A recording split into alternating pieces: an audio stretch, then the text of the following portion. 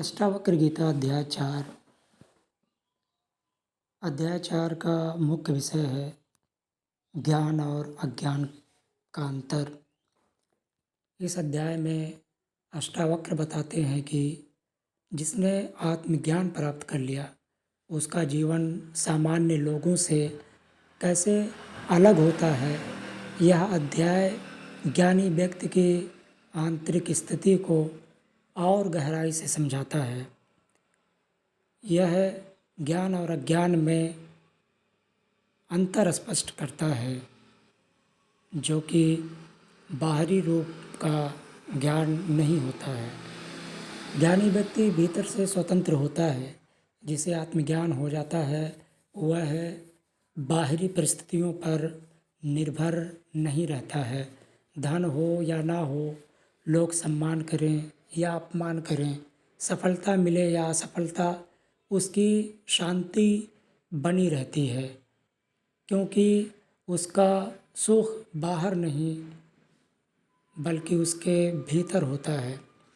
वह अपने आप को पहचान लेता है कि जो भी सुख दुख हैं वो हमारे अंदर से ही आते हैं।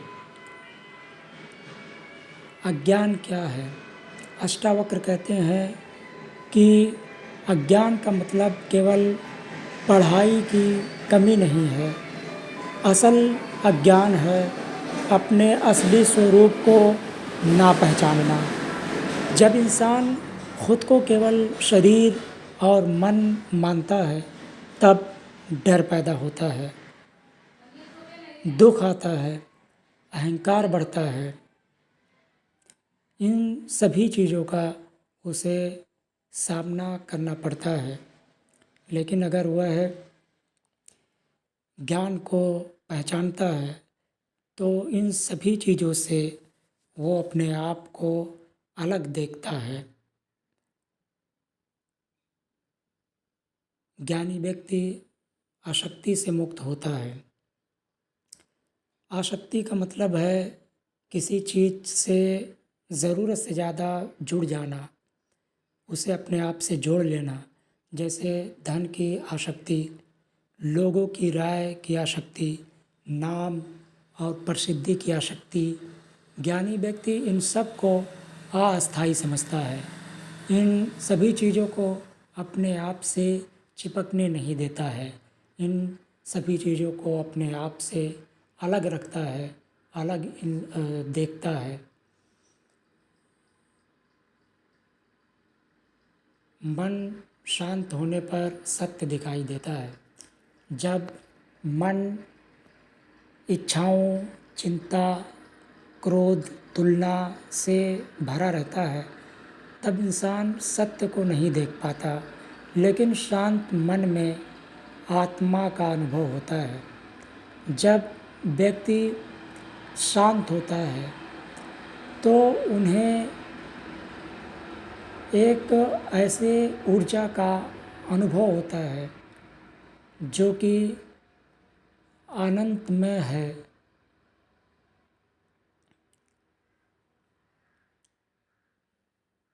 ज्ञानी व्यक्ति स्वाभाविक जीवन जीता है। वह दिखावा नहीं करता, ना सुख को बड़ा साबित करने की कोशिश करता है और ना दूसरों से तुलना करता है और ना ही ज़रूरत से ज़्यादा चिंता करता है। वह सरल और सहज जीवन जीता है और वह इन सभी चीज़ों को समझता है कि ये सब जो है वो क्षणिक है। अध्याय 4 में महत्वपूर्ण आध्यात्मिक विचार मैं का भ्रम अष्टावक्र बताते हैं कि मैं यह हूँ, यह मेरा है। यही दुख का कारण है कि जिनको हम मैं समझ लेते हैं, मेरा समझ लेते हैं, इसका मतलब उसको हम अपने आप से जोड़ने लगते हैं। जब यह अहंकार कम होता है तब मन हल्का हो जाता है और यदि यह हमसे जुड़ा होता है तो यही मन को अशांति पैदा करता है। आत्मा हमेशा शांत है। आत्मा जन्म नहीं लेती, मरती नहीं, बदलती नहीं। यह केवल देखने वाली चेतना है और इसका स्वभाव यही है कि वह साक्षी है और एक रूप में ही वह बनी रहती है और यही पूर्णतः सत्य है। यही सत्य है। संसार एक स्वप्न जैसा है। अध्याय 4 में संसार को कई जगह स्वप्न जैसा बताया गया है। मतलब सब कुछ बदल रहा है, कुछ भी अस्थायी नहीं, इसलिए अत्यधिक मोह दुख देता है। किसी चीज़ से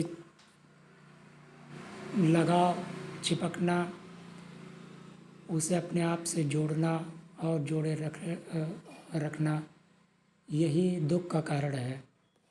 इससे दुख मिलता है, जबकि यहाँ चीज़ें बदलती रहती हैं।